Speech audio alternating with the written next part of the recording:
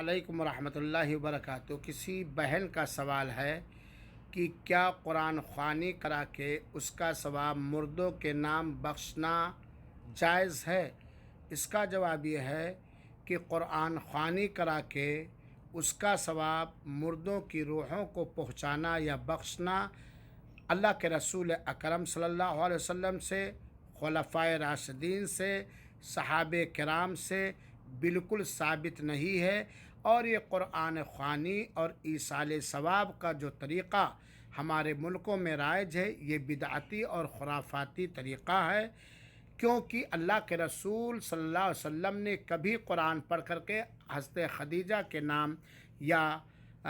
سید الشہداء کے نام نہیں بخشا۔ قرآن پڑھ کر کے آپ عام دعا کریں اپنے مردوں کے لیے، اپنے لیے اور اپنے مردوں کے لیے، اور قرآن خوانی ایصال ثواب یہ غلط طریقہ ہے۔